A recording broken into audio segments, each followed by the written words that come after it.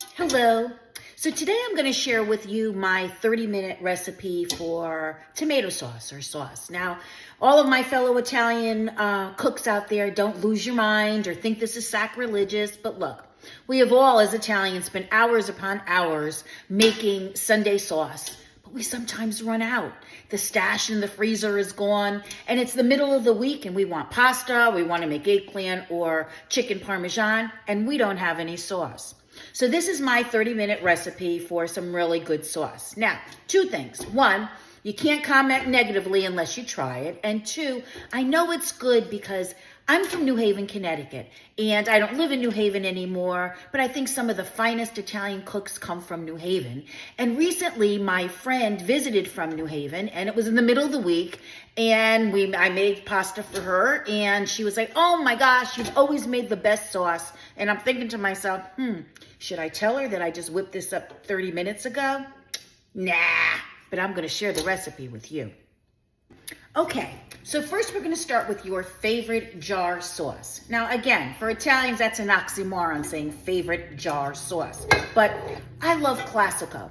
I use this as the foundation, and the reason I really like Classico is because it's not sweet. I don't like sweet sauces. Classico is not paying me, but hey, Classico, if you wanna pay me for pushing your sauce, call me.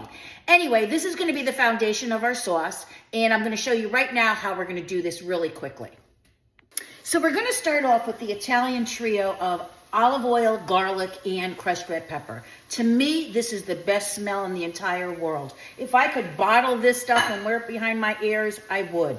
So I'm just sauteing that. I've also added in one large chopped onion, and I'm gonna just let that cook for a little bit until the onions become a little more translucent.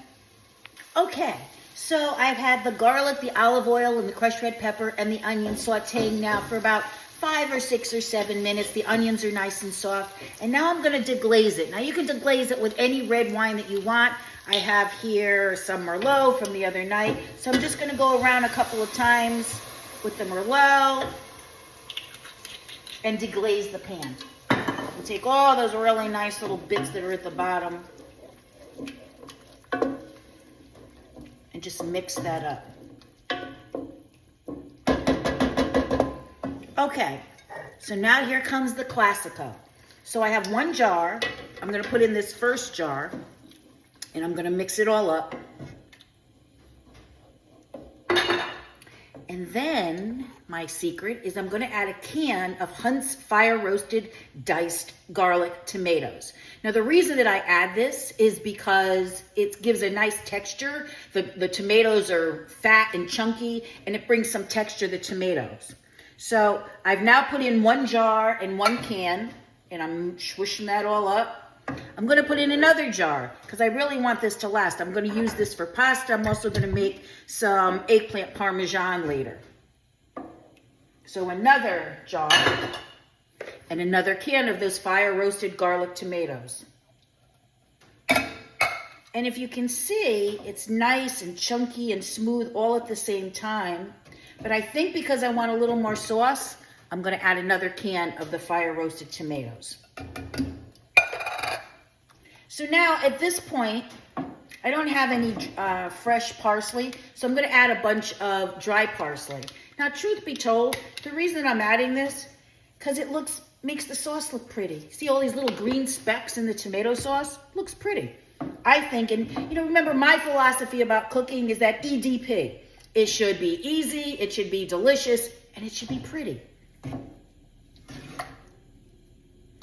So I'm just gonna mix that up. The other thing that I'm gonna include, because I love the taste of a little bit of dash, I also throw in a little dash of balsamic vinegar. Not too much, because you don't want it too tangy. I'm gonna mix that up. I'm gonna cover it and let it simmer for 30 minutes. And then we're ready. And there's our 30-minute sauce. So here we go. We did almost the impossible thing. We made kind of a Sunday sauce in 30 minutes. I just added some penne pasta, some Parmesan cheese, a little bit of basil, and here you go. Now remember, you can always add variations. If your family likes meat and you want to add meatballs or sausage, then there you go. But again, within 30 minutes, we had a great sauce. Enjoy.